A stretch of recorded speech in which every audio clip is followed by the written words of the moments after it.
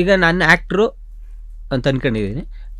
ಅವಳು ಆ್ಯಕ್ಟ್ರನ್ನ ನಾನು ಮದುವೆ ಆದರೆ ಅವಳಿಗೆ ಗೊತ್ತಿರುತ್ತೆ ಯಾವ ಹುಡುಗಿ ಜೊತೆ ಮಾತಾಡಿದ್ರು ಆ್ಯಕ್ಟಿಂಗು ಇದು ಬಿಡು, ಇದೆಲ್ಲ ಕಾಮನ್. ಲೇಟಾಗಿ ಬಂದ್ರು ಸಿನಿಮಾ ಶೂಟಿಂಗ್ ಅಂದರೆ ಈ ಟೈಮಿಂಗ್ಸ್ ಎಲ್ಲ ನಡೆಯುತ್ತೆ. ನಿಮ್ಗೆ ಗೊತ್ತಲ್ಲ, ಆಲು ಪೇಪರ್ ತಗೊಳ್ಳೋ ಹೋಗೋ ಟೈಮು ನಾವು ಬೆಳಿಗ್ಗೆ ಆಲು ಪೇಪರ್ ತಗೊಂಡು ಬಂದರೆ ತಿರ್ಗಿ ಆಲು ಪೇಪರ್ ತಗೊಂಡೇ ಹೋಗೋದು ನಾವು.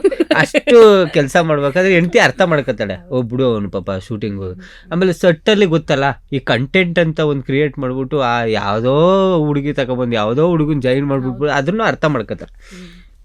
ಆದರೆ ಇಂಡಸ್ಟ್ರಿ ಅವ್ರು ಬಿಟ್ಟು ಬೇರೆಯವ್ರನ್ನ ಏನಾರು ಮದುವೆ ಆಗ್ಬಿಟ್ರೆ ನೋಡಲ್ಲಿ ಯಾವಳ ಜೊತೆಗೆ ನಲಿತ್ ನಿಂತವನೆ ಇರೋದೇ ಇಲ್ಲ. ಪಕ್ಕದ ಮನೆ ಏನ್ ನಿಮ್ಮ ಗಂಡ ಹುಡುಗಿ ಅನನ್ಯವ್ರ ಜೊತೆ ಏನ್ ಫುಲ್ಲು ಅಂತಂದ್ರೆ ಅವಳು ಬತ್ತಿದಂಗೆನೆ ಪಾತ್ರೆ ಸೌಂಡು, ಬಟ್ಟೆ ಹರಿದೋಗಿರ್ತವೆ. ಆಮೇಲೆ ಮನೇಲಿ ಏನು ನೆಮ್ಮದಿ ಇರಲ್ಲ. ಈ ಕಡೆ ಆ್ಯಕ್ಟ್ ಮಾಡೋಕ್ಕಾಗಲ್ಲ, ಆ ಕಡೆ ಅವಳು ಸಮಾಧಾನ ಮಾಡೋಕ್ಕಾಗಲ್ಲ. ಸುಮಾರು ಜನಕ್ಕೆ ಈ ಪ್ರಾಬ್ಲಮ್ ಆಗುತ್ತೆ. ಅದಕ್ಕೆ ಅಡ್ವಾಂಟೇಜ್ ಇದು, ಒಂದು ಹುಡುಗಿ ಲವ್ ಮಾಡಿ ಮದುವೆ ಆದರೆ ಅವಳು ಅರ್ಥ ಮಾಡ್ಕೊಂಡು ಸಂಸಾರ ಸುಖವಾಗಿರುತ್ತೆ. ಡಿಸ್ಅಡ್ವಾಂಟೇಜ್ ಏನು ಅಂತಂದರೆ, ಮನೆಗೆ ಹೋದ್ರೂ ಅದೇ ಮುಖ, ಇಂಡಸ್ಟ್ರಿಲೂ ಅದೇ ಮುಖ. ಆಮೇಲೆ ಯಾರನ್ನು ನೋಡಿದ್ರು ಸುಷ್ಮಾ ಯಜಮಾನ್ರು ಬನ್ನಿ. ಡಿಸ್ಅಡ್ವಾಂಟೇಜ್ ಆಗಪ್ಪ ಇದು. ಹೌದು, ನನ್ನ ಹೆಂಡತಿನೇ ಕಾಣ್ತಿದ್ದಾಳೆ ಅನ್ನೋ ಖುಷಿ ಇರಲ್ವಾ?